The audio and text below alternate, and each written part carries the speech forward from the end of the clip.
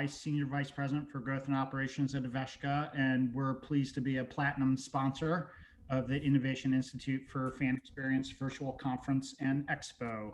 So Aveshka, we are a mid-tier small management consulting firm specializing in professional services and information technology, with a particular focus in homeland and national security, including public health, preparedness, and response. We are approximately 10 years old, and we have about 300 people all around the country. I've been with the firm for about 8 years. Our clients include federal departments and agencies, state and local governments, international governments, and private sector. The way that we are organized, we have 3 principal divisions or groups. All of those divisions and groups report up to me. The first is consulting services. And the consulting services group at Aveshka specializes in public safety and security. So, for example, we support the Department of Justice Emergency Support Function 13 program, so public safety and security after disaster or terrorist attack. So our group of people on that program has been very active in the COVID-19 pandemic.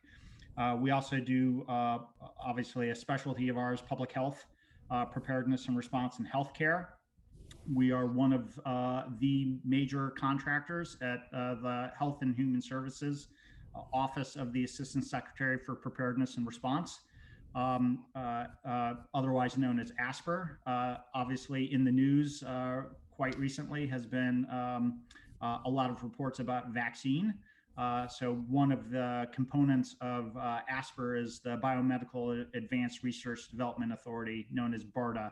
So BARDA is one of many sub-agencies within ASPR that Aveshka supports. So my colleagues have been very heavily involved in Operation Warp Speed, which led to the development of the vaccines, but we also support the National Health Security Strategy, National Defense Strategy, the National Disaster Medical System, and Emergency Support Function 8, which is public health and healthcare after a disaster. And then we also provide emergency management support in our consulting services. So we help the U.S. Coast Guard with their Office of Emergency Management. We've supported FEMA on numerous projects, and we support emergency management at the Department of Defense. And then lastly, we are doing a lot of COVID-19 consulting to federal departments and agencies, including numerous federal financial regulatory agencies, as well as commercial clients, including law firms, for example, trying to figure out how to conduct trials during a pandemic.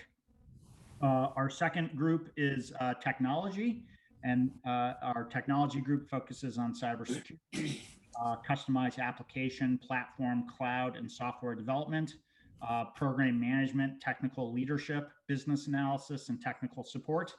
And clients include HHS, the Department of Homeland Security, Department of Defense, and the Executive Office of the President, where we do application development. And finally, our third major group is our innovation group. They specialize in artificial intelligence and machine learning, data analytics, and security engineering. That group has developed Aveshka proprietary software called Candor. We actually developed it for a project for NATO, where they wanted to do strategic foresight analysis. But this AI ML big data platform we've been using for a number of our COVID-19 clients to help them figure out when to reopen or where to send personnel. And we'll talk a little bit more about that shortly. So Aveshka is pleased to be in partnership with IIFX in addition to sponsoring this 2-day virtual conference. Our Chief Medical Officer, Till Jolly, is a distinguished fellow, and he's chair of the IIFX Medical Task Force. Till is the former Deputy Chief Medical Officer of the Department of Homeland Security, and he's one of the nation's leading experts in telemedicine, and is currently doing a lot of telemedicine work at the federal government level during COVID-19. Dr. Michael Anderson, he's an Aveshka pediatric science consultant.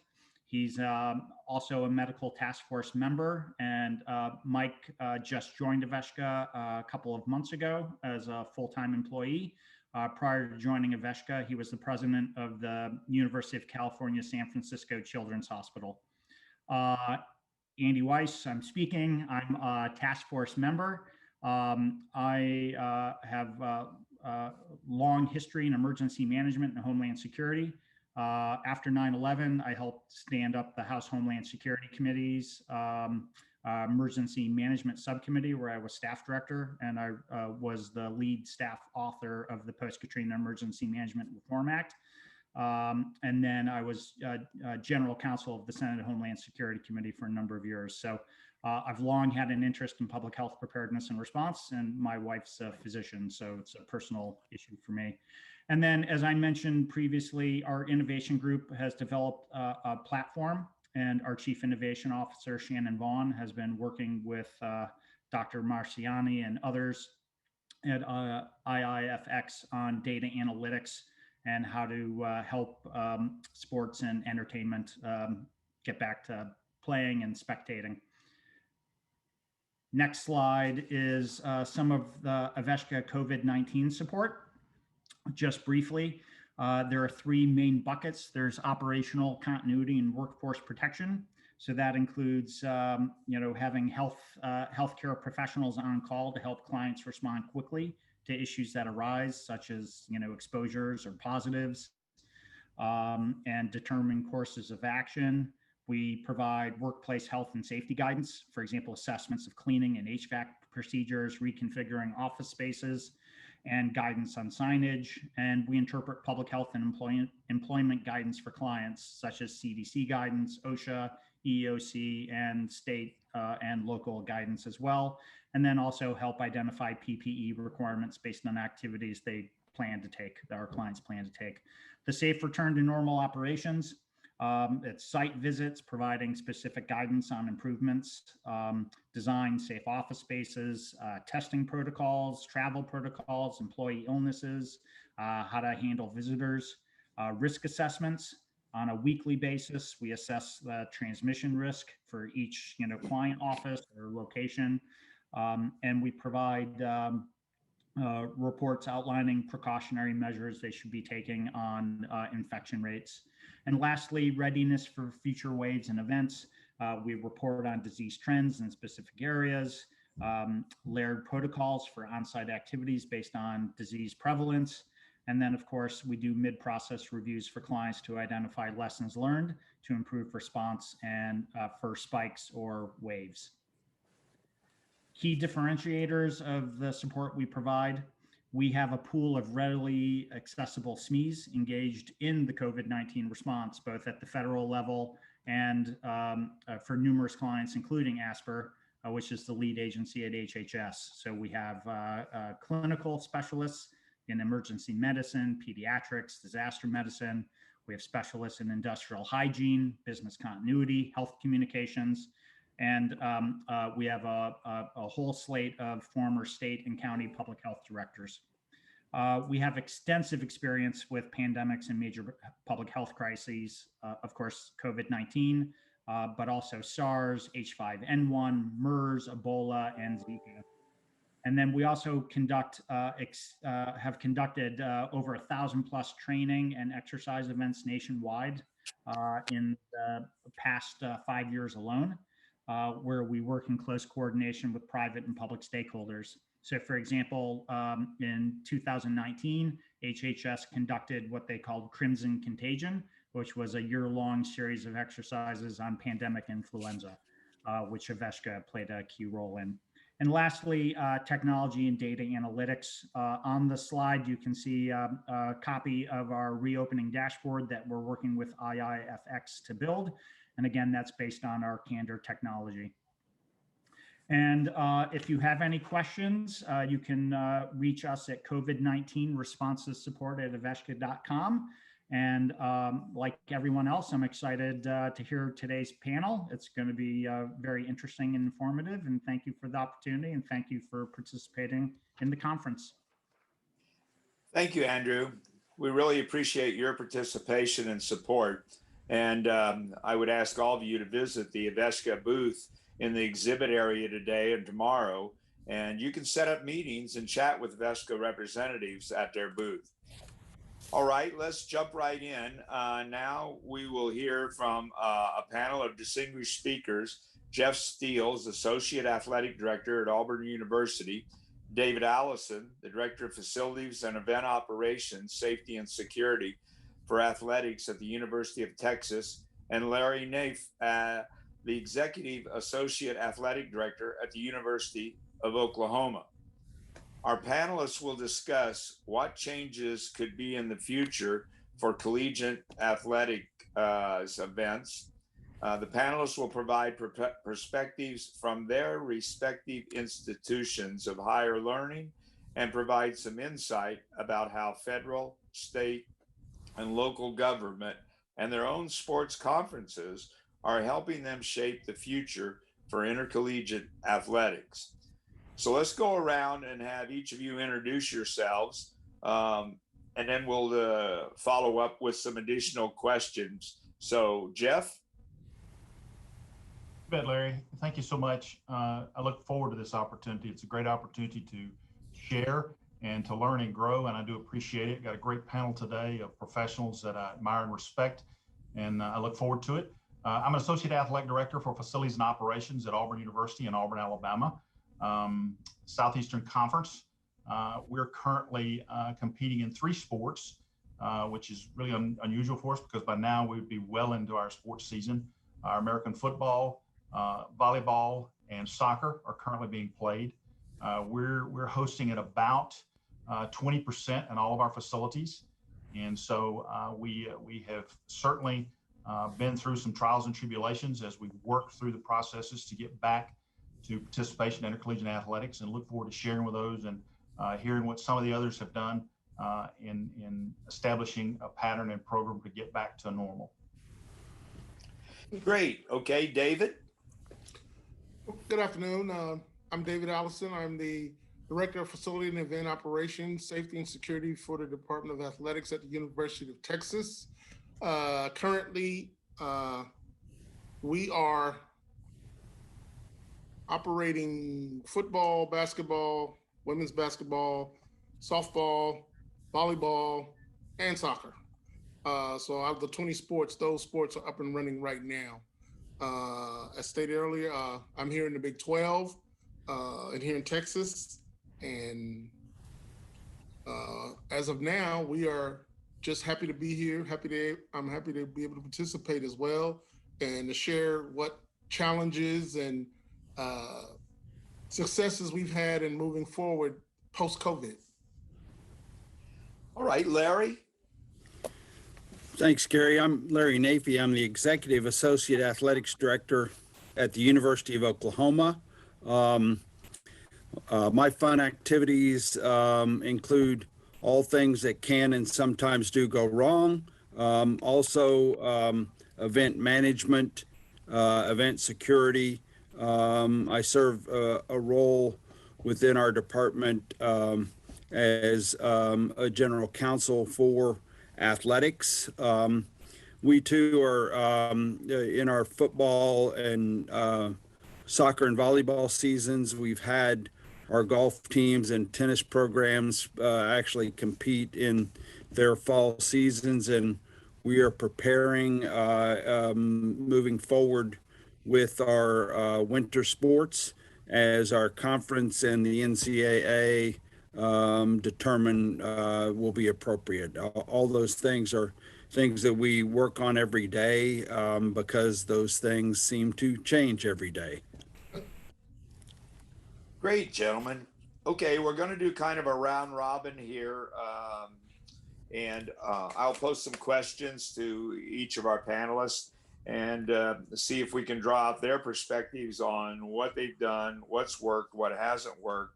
So with the first one, I'll start out, gentlemen. What actions have you taken in the short term that you think are working well since you've gone back to playing? So Jeff, let me start with you. Hey, Gary, any number of things. Let me start out by saying that I think that we've all gone through the process that every aspect of our operation has had to be reviewed. And in most cases, almost every case, we've changed the way we operate. And so that's really been a complete game changer for us. I think that the thing that has worked well for us that we were kind of forced into is the touchless technology. We knew that we needed to go to touchless tickets, touchless concessions, and we were kind of slow to do that. We didn't move quite as fast, but the pandemic has forced us to do that, and I think we've done that well. And so I think touchless aspects of all the technology and all the infrastructure that's important for the touchless to work, from ticketing all the way out to the parking lot, how we get into our parking lots now are touchless, where you drive up and you're scanned and you go to your parking lot. The tickets are touchless, concessions are touchless. So all of those aspects have really been a very positive thing for us, and I think will position us as we move into the future in a much better place. So I would say that's probably the biggest thing that has had the biggest impact and improvements in us is our touchless technology and how we've jumped in that with both feet and making that work rather well. That's great. So David, how about you? For us, for Texas, we kind of followed the lead of the five majors, the NBA, NFL, and created our own bubble with, testing of players and staff, temp checks every day, increased signage about reminding people about social distancing, putting down dots, wearing of protective equipment for all staff.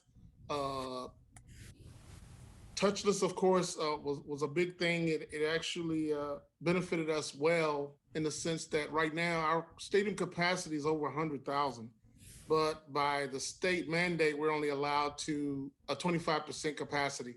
So you get to go from 100,000 spectators, 19,000 is kind of drastic.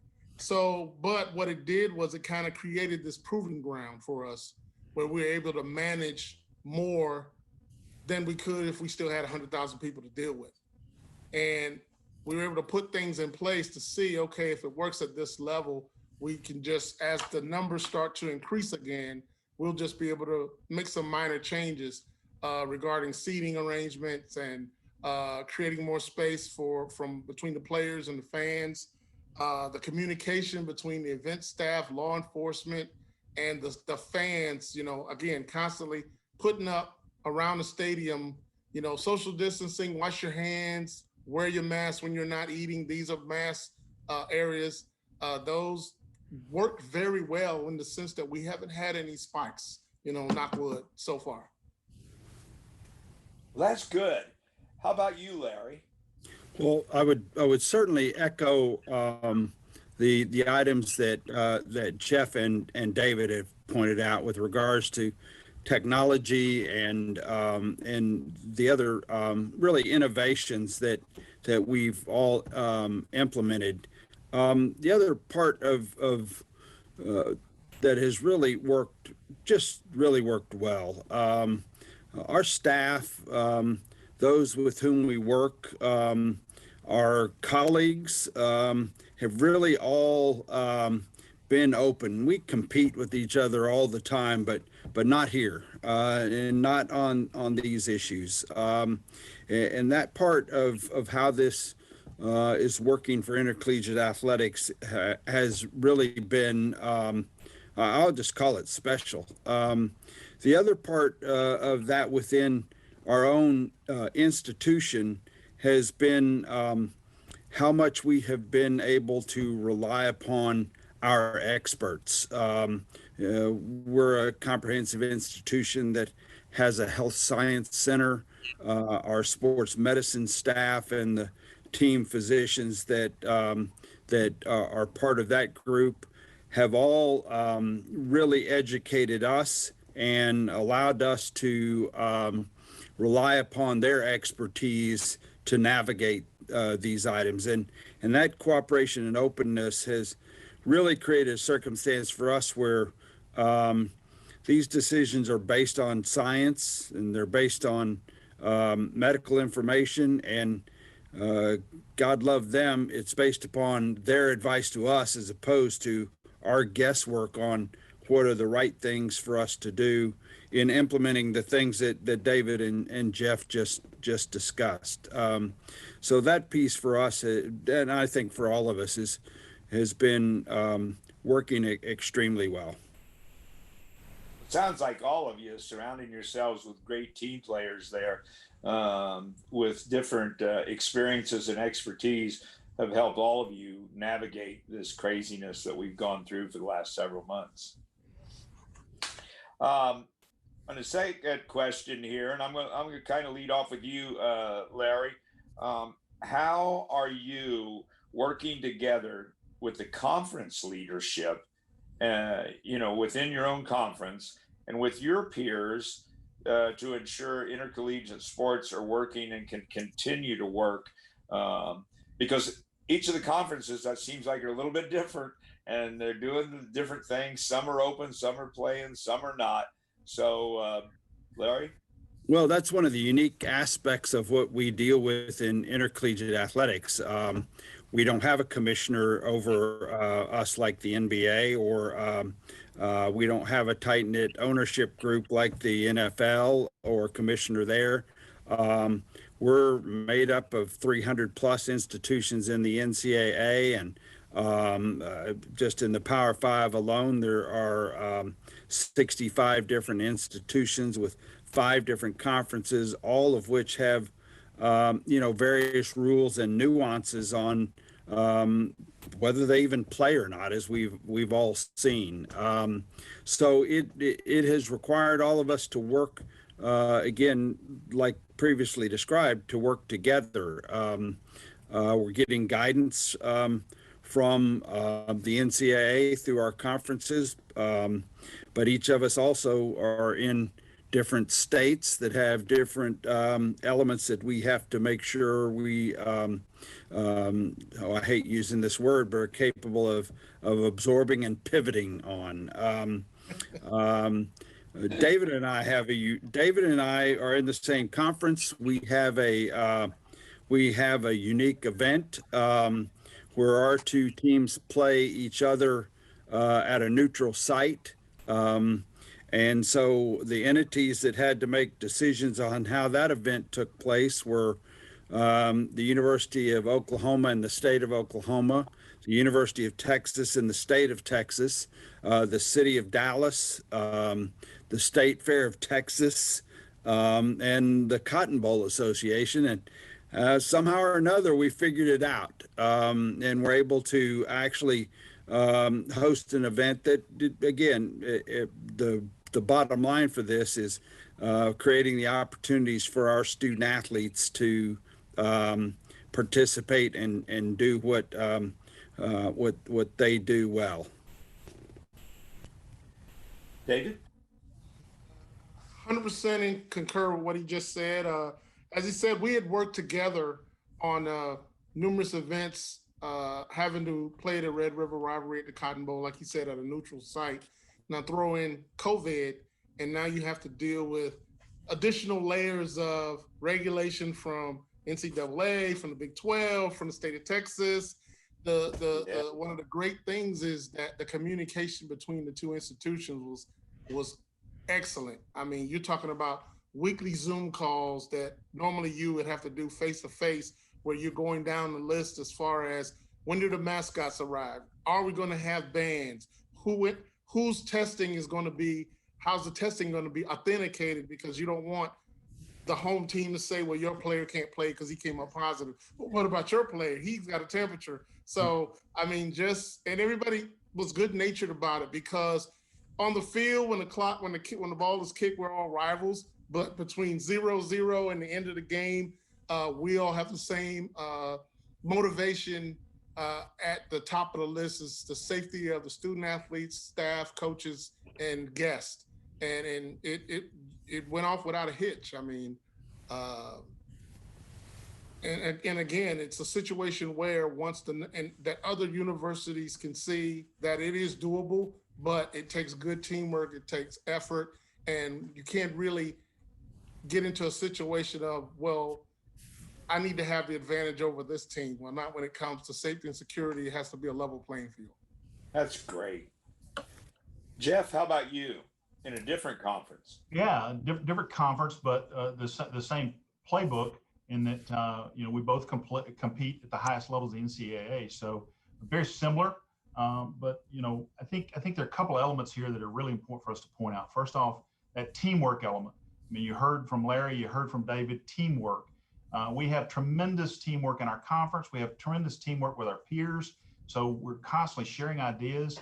I think our conference took a very positive approach to addressing the pandemic and moving forward. And I think we've been very reasoned and been very blessed in a lot of ways.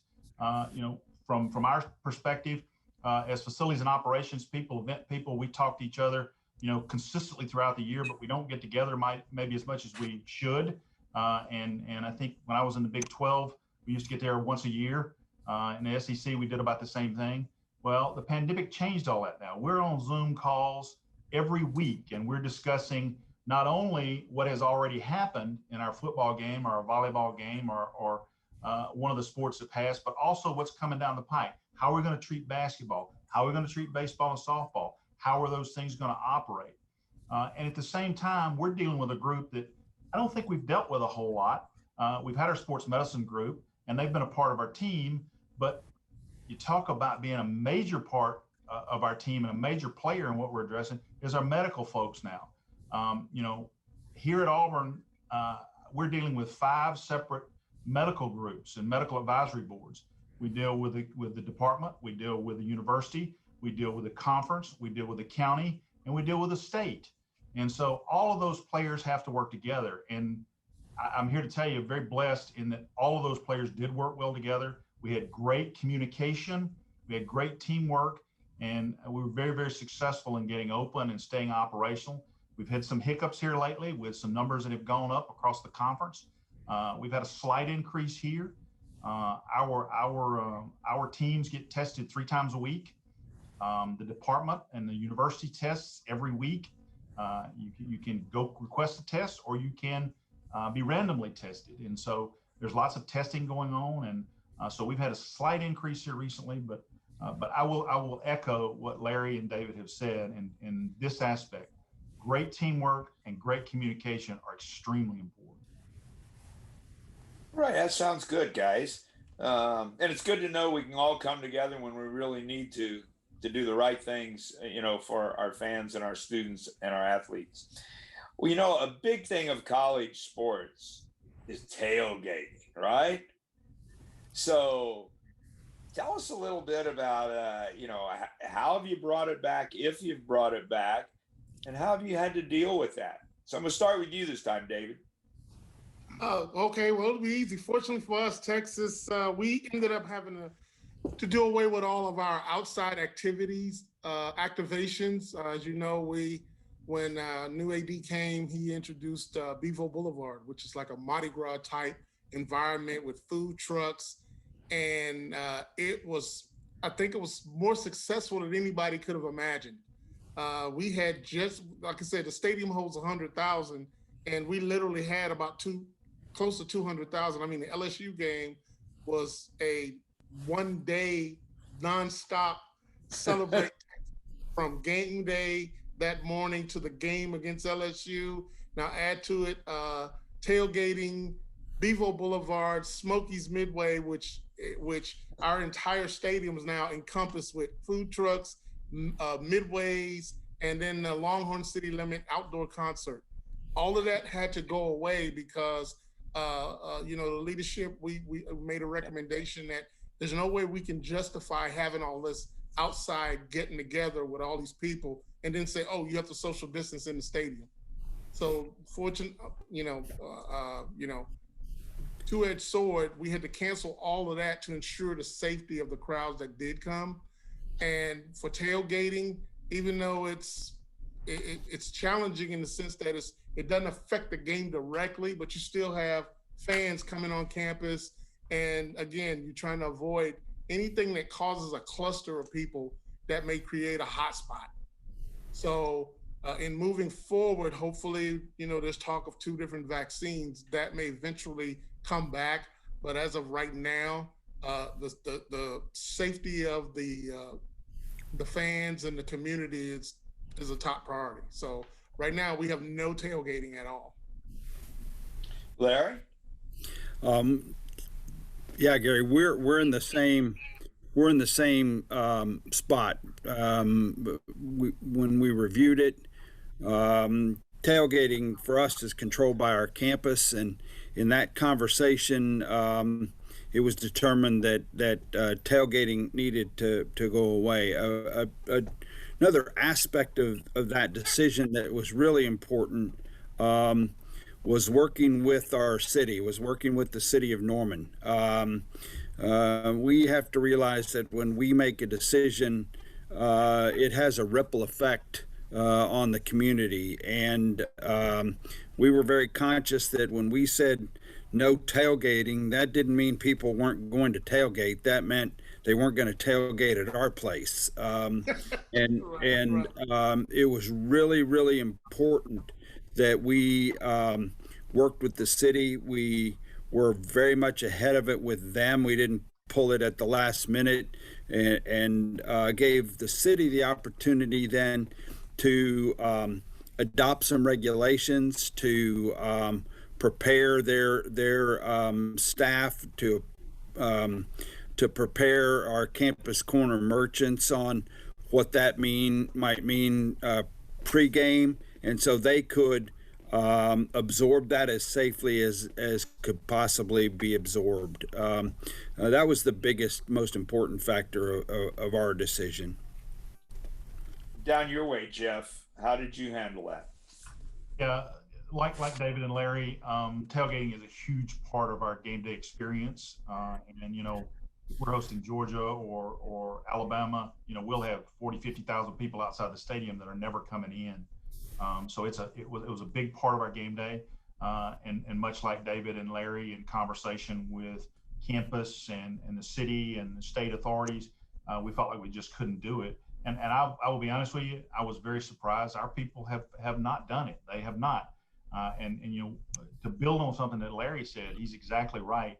You know, the decision was made long enough so that the city could get together. And we could discuss how we might address that, because some people are going to tailgate. They're going to come to Auburn, and they're going to be here. So it's best to handle that. And I think that partnership has worked very well in how we have operated so far. And we're starting to begin to have discussions now about, okay, if spring, the vaccines come on in spring, what might we be able to do? This is a great opportunity for us to redefine how we tailgate and what we do. So some of those discussions are happening now, but right now we haven't been able to open it up to tailgating. And so, in kind of pivoting into another aspect of that is masks, right? So primarily with those who are attending, kind of what have been your policies? Is it mandatory? Have you ejected anybody that is refusing to wear a mask? And sort of couple with that, do you do social distancing within the seating within your stadiums? So Jeff, you want to try pivot right on? Yep. Masks are required, and honestly, I was again shocked. The vast majority of our people comply. What we've kind of asked them to do is create a personal bubble. So if you come with a family unit, that's considered to be your personal bubble. And right. So you can sit together and you may or may not wear your mask, but when you are up and moving about the concession stand, the restroom, we ask you to please wear it. We ask you not to congregate. Unlike a lot of schools, we have a large contingent of our students in the 17 or 18,000 seats we have available. Most of our crowd are students, about 15,000. So we've been able to enforce that. And we've had some instances where they've congregated and we've politely gone down and asked them to separate. And one of the things that helps us with the students is if they don't comply, they can be referred to the judicial system, which could get them any number of punishments from the judicial board. And so they tend to comply. So we've had very little problem with that. And we've been very pleased with how that process has worked. We've made masks available. If you came to the gate and didn't have a mask, we would give you one, which I think has helped us as well. So we've been very pleased with the way that has worked with us. So in that same context, Larry, how have you sort of decided whether or not or who could come? I mean, we know that alumni is a big thing with games, students, you got families of players, things like this. How have you dealt with that? Um, yeah, in all circumstances, there's always that issue of who gets what tickets and where do they get to sit. And we, I think, like many institutions, have a priority plan that's based on your longevity and your gifting to the university and or the athletics department. So really just went through that process. We gave through that list people the opportunity to opt out and let us know that for whatever reason they decided they weren't going to come.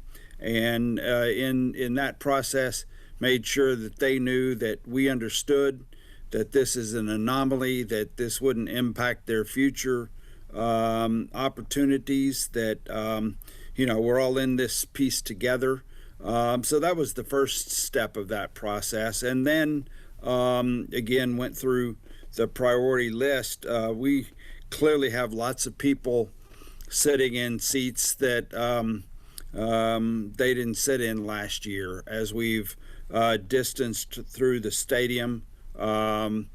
Similarly created the opportunity for you to sit with your family. So we have seating of family groupings of anywhere from 2 to 8 people. That again allows our capacity to be at about 25%. So that was the process we went through to establish that. We too have masks as a requirement in all aspects, and have found that you have to remind folks periodically, but when reminded, they're compliant. So it's on us to remind them. We haven't really had any real confrontations about the mask issue, as long as we're reminding folks of what to do. Jeff talked about student section as well, and that was that's always a challenge. We had a pretty extensive learning curve between game 1 and game 2, but did some things to better delineate, to provide better instructions about seating in the student section, better identification of where you can sit and where you can't sit, and with that additional adjustments, our students have been really good about compliance. I think we all discovered after we played our first game that we can play a game, that the protocols with our teams and keeping our teams safe, we can play a game. The NFL's showing us that too. We made it clear that we're going to play. It's up to you fans if you're going to watch, and if you're going to watch, you get to or are going to agree you're going to do these things, and that piece has been encouraging, that people definitely want to come, so they'll do what we need them to do. Right. David, any different experiences there? No, we have pretty much some of the same experiences. We, initially the learning curve between game 1 and game 2 was challenging in that you have people that don't want to wear the mask and you have to enforce it. Like Jeff and Larry said, you just have to remind them and they'll comply. And the ones that don't are law enforcement is involved, where they're asked to leave at that point, because we want to allow one individual to jeopardize the safety of, like he said, a family unit that's doing the right thing. Yes. And what helps us enforce is that we ended up using the cardboard cutouts, and actually the chair backs. We tried doing the stickers, and of course, people just sit on the stickers. But if you actually put a chair back in a location where it says you can sit, then if the event staff sees people sitting in areas with no chair back, then they know they can go and address them right away. Right. Yeah, we had some of our fans create some very innovative ways to wear their sticker as a badge of courage, as opposed to a place not to sit. Yes, always, right? Right. Which brings up another point. I know I've been involved with one of the NFL teams and doing some temperature screening of those attending. Have any of you guys done temperature screening for the attendees? I mean, I know the protocols that go along with the team and the staff and that, but for the attendees themselves, have you done any type of screening? Yes, Larry. Anybody? Go ahead, Jeff. Yes, Gary. We about 2 weeks out before our first event, our senior administration came down and said, "Hey, we want to do temperature checks," and so we began the process to establish how we were going to do that. We surprisingly, it's worked very well. We haven't had anybody that has come in over our threshold, we simply, because of time to task, we just bought the handheld no touch, which is not the best solution, but it is a solution to take temperatures, and so we've been very successful with that, and we've had very little problem. A guest comes to the temperature location, has their temperature taken. We have a mobile app that they have to enter their information into, their temperature and basic information about basic health screening, and submit that. And then when they go to the walk through metal detector, they show their green screen. They go through the metal detector, their wand is scanned, their ticket is scanned, and then they're in the facility. So, and that has really worked well. We had a little backup our first game in doing that, but as people have learned the system, it's worked very, very well. In Texas, we the only ones that, well, of course, like you said, the athletic protocol and staff protocol are in place. On game day, everyone working, from vendors to concessionaires to event staff, like you said, we have a questionnaire as far as Right. COVID exposure that they have to submit, and everyone is temperature checked. We actually have the stand-up temperature screener that you look in and it tests you, and then you stick your arm up. But the student body, out of the fan side, is the only ones that we check. They're checked the week of the game, 48 hours before the game, because all the tickets are available on their phone. If there's a problem, they can red flag that ticket if that student comes back positive. Larry? Yes, our process, similar to David's with regards to staff and vendors. All staff and vendors go through the check. All the conference requires anybody that is in contact with the field have actually been tested, and then our fans really are through a screening process and a code of conduct where it's incumbent upon them to not attend if they are symptomatic. But we're not testing fans generally as they come into the facility. We reviewed it, and there were a number of factors that had us just move to the next round.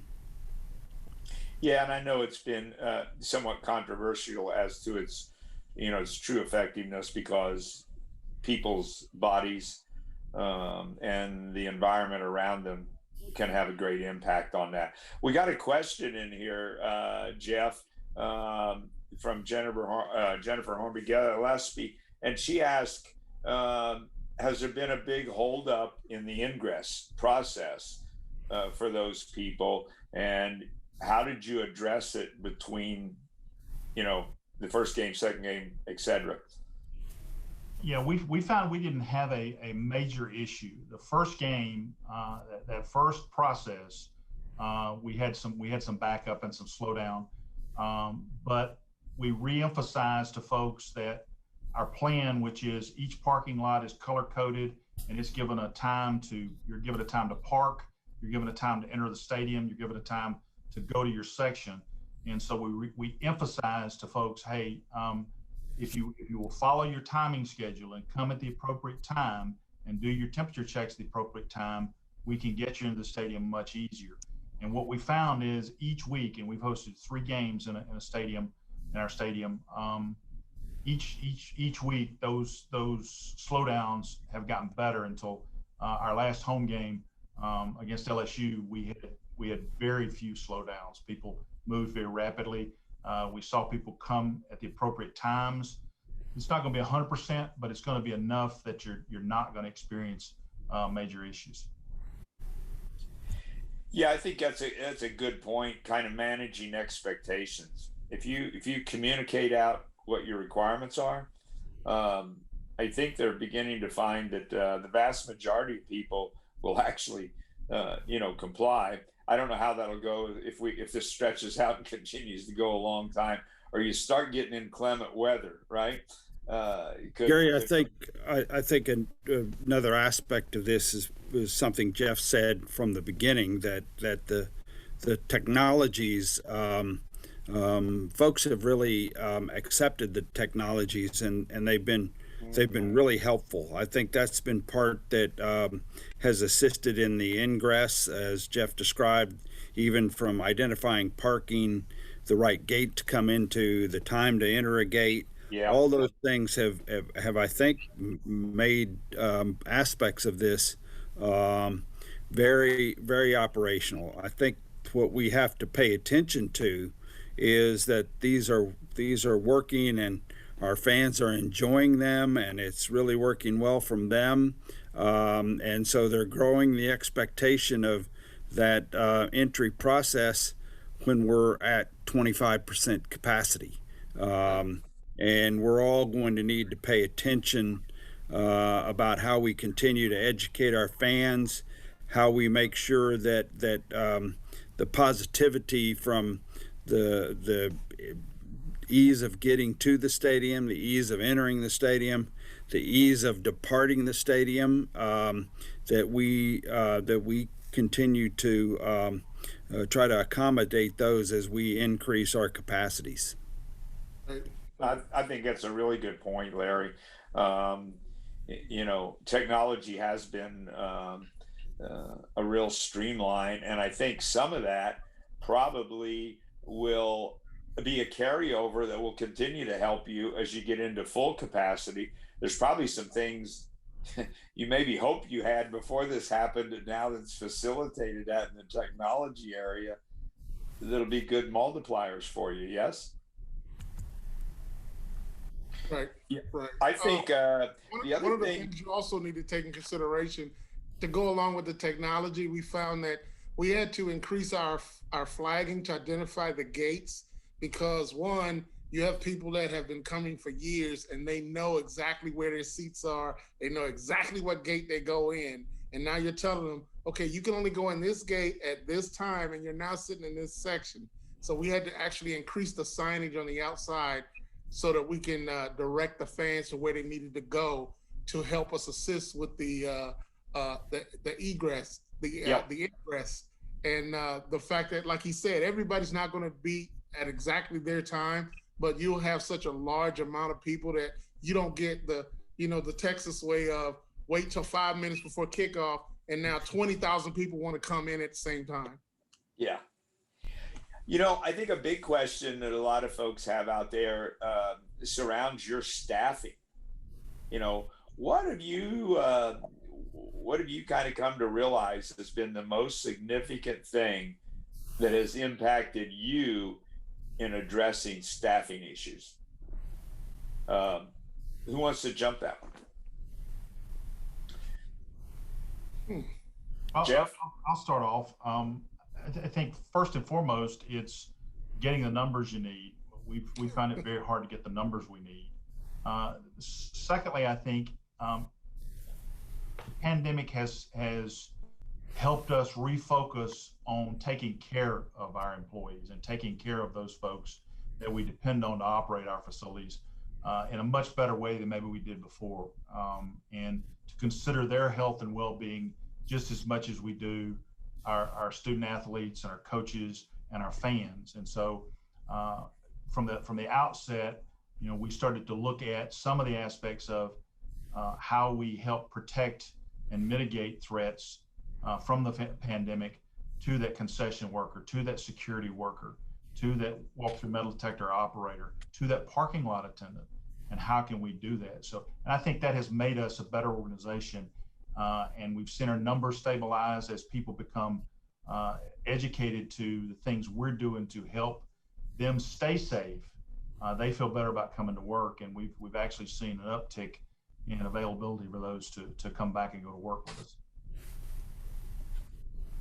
Larry?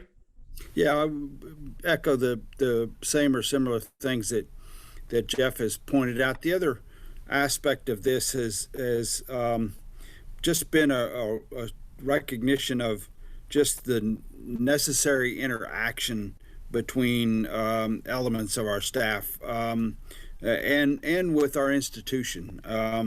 The elements related to sanitization and the staff that has to do that and the efforts it takes, the communications that have been developed.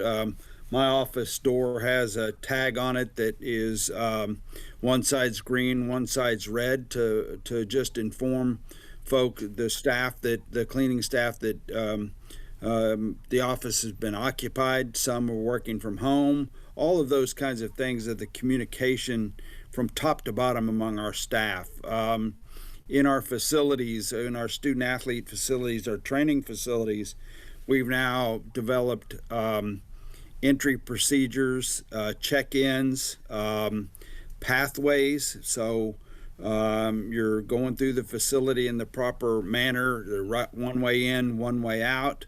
All of those things have required cooperation across the board, from our sports medicine, our facility staff that does the cleaning, our strength and conditioning staff that run the facilities, and our coaches. We're so that part of it from a staffing standpoint has really been a positive. David? Well, and it's the same. The communication, even between the coaches, the players, academics. When we started working to get the student population back on campus, we had to put rules in place to limit athletes to their specific sports facility, so that you didn't have basketball players crossing with tennis players or track and field. The nutrition center had to be put into COVID occupiable status, so that the student population, you're talking about feeding 500-600 athletes, everything is grab and go. There's no, in the areas that are designated for a specific team, they have their names put in certain spots where they're socially distanced, so that they remain segregated. And just like I said, the communication between the event staff, even on game day, when you have a lot of temporary staff coming in to assist, you have to brief them, and you're talking hundreds of people, and provide them with their protective equipment, and make sure to reinforce that they're actually wearing their equipment when they're trying to direct fans to wear theirs. Yes.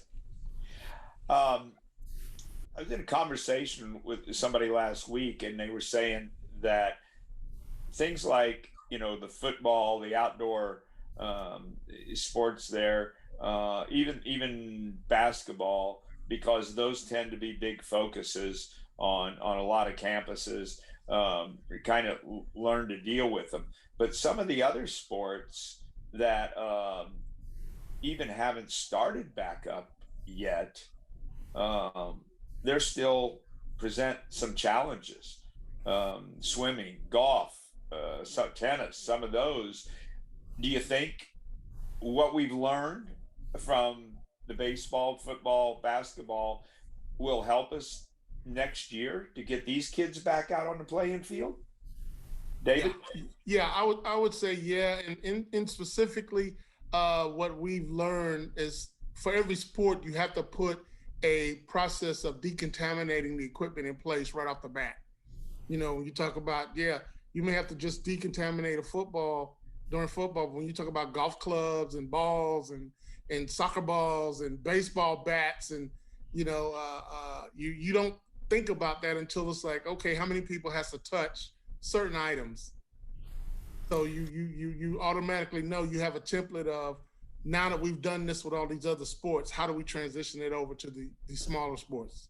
And David's point is a really good one in terms of the learning curve and what we've implemented in certain sports and passing them through and paying attention to that. David, this conversation also points out that something we really can't forget is just the involvement of our student athletes and what this has meant for them. I mean, their workouts, their every day is so different. We're asking discipline of them that you really you don't expect that level of discipline from a college kid. Part of going to college is to challenge that discipline to some degree, and Right. and we have the NCAA allows us to have them in our controlled activities for 20 hours a week. There are a whole lot more hours in a week than 20, and it's been their discipline, their acceptance of the challenges, to be able to allow all of our activities to continue. I mean, they're the linchpin of it. If they could blow it up in a heartbeat if they weren't paying attention. So again, we've described lots of things, but I want to make sure that I think everybody understands this. Just periodically, you got to remind yourself of how important their commitment and discipline has been in allowing us to get anywhere. Yeah. Any comment on that, Jeff, you'd like to make? Wholeheartedly agree with Larry in that aspect. The one aspect of all of this that can end it all for all of us is if the student athlete doesn't pay attention and do what they need to do to be safe, and because they can stop it in a heartbeat by not doing what they need to do. And for the most part, I think everybody in our positions can say, our student athletes have met the challenge and have gone above and beyond to stay safe so that we can compete safely. As we get toward the end now, I'd like to go through with each of you and say what are the takeaways you would like our attendees, from your perspective, to get out of this, take away, remember. What's the keys, the key points? Larry?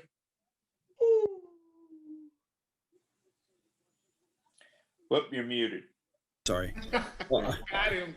Yeah, people try to do that quite often. I'm only capable of doing it to myself. I think the key takeaway in this is the ability to work as a unit. I've said this to our staff as we all kind of get worried about certain things, is we do this for a living. I mean, we have made adjustments. If you just go in the last 10 years, but make it 20 years, we're making adjustments all the time in our business, whether it's adjustments because of new things in technology, is it adjustment because things that have happened from 9/11 to pandemic to other pieces. We're an industry that needs to pay attention to everything that is going on and work like we do to make adjustments to allow things to continue. Okay. David? Yeah. I would say just communicate with your colleagues. They have this, whether they're a big university or a smaller one, they have the same problems that you have. And by, pulling your information together, attending conferences such as this one, some of the things that you're facing, somebody may have already come up with a plan that might work for you. And that way you're not spinning your wheels on things that are already out there to assist you, and you can work on other things. Also, just remember that your fans, your student athletes, your guests to your facilities and to your campus or your organization is the number one priority. Put that as your number one priority, and everything else will fall into place. Good point. Good point, David. Jeff? Yeah, I would just share this. When you step back and look at the daunting task that may be before you to reopen, it can really scare you if you let it. But as David and Larry have said, if you will lean on your partners, if you will lean on the professionals, if you will reach out to others and find out what they're doing, that teamwork aspect, that communication aspect, you can make it happen. And I'm living and breathing proof of that you can make it happen. You can be successful. You're going to make mistakes, but if you're working together with your campus unit or your department unit or your city unit or your state unit or your conference or just your peers, you can be successful. So don't let this huge task that's before you weigh you down. Work together, and believe you me, you can get through it and be successful. To our audience out there, is there any last question that you have? We have a couple minutes left here. I want to make sure that you guys all get an opportunity. If you want to jump in the Q&A spot there and ask that question.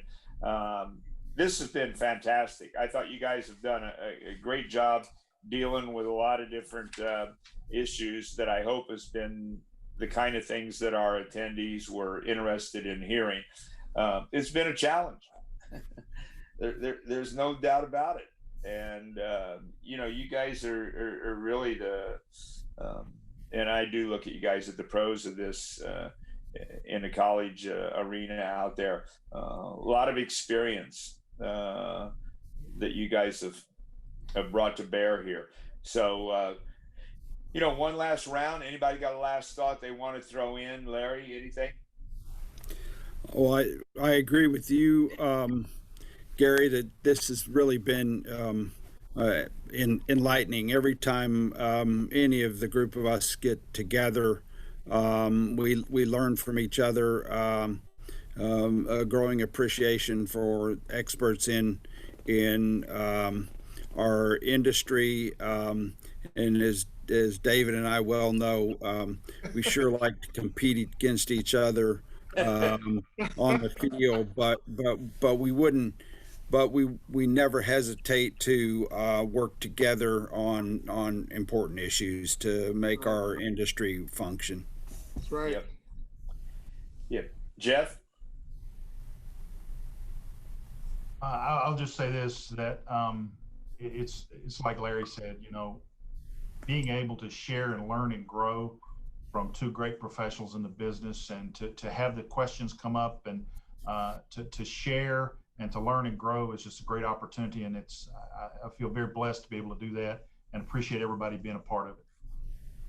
David? I think they've hit all the nails on the head. Just continue to be safe. And just like you said, remember, there's resources out there for you. Just got to reach out and ask. David, I think, Gary, David, Jeff, and Andrew, I think we'd be remiss too if we didn't thank you guys. Thank you, Gary and Dr. Lou. Until you guys started putting these things together, we were, we didn't have opportunities to learn from our colleagues in the manner that that this event allows folks to do. So really appreciated there as well. And thanks, Andrew, to your group for helping make these things possible. Yeah, no. And I don't want to say too many good things about Dr. Lou, but we don't want his head to swell, right, Larry? Hey, Exactly. thank you, Jeff, David, and Larry for your presentations. Very informative discussion, I think, today. The college sports season this year has been challenging to say the least. But what you are doing now will become part of future operations. And there'll be a day we'll look back, hopefully, and kind of chuckle and talk about how we pivoted through this like we have in many things in our lives, right? That's come across. So we greatly appreciate each of you spending the time with us today and to help the industry and its fans better understand the changes that could be coming to the future collegiate athletic events. Again, thank you very much, Andrew Avsheka, whose generous sponsorship made this presentation possible. And thank you to all those who attended this fourth session of the conference. Please take time to visit our sponsors and our exhibitors at their booths out in the exhibit area. There's a lot of neat things out there. Make sure to fill your digital swag bags with their offerings. And you can also schedule meetings with the representatives of each of the sponsors in those booths. We invite you to join IIFX and other sports and entertainment fans and professionals as we build a path to return to work, play, and spectate. You can find more information about our activities and programming at iifx.org. Thank you, and we'll see you later on.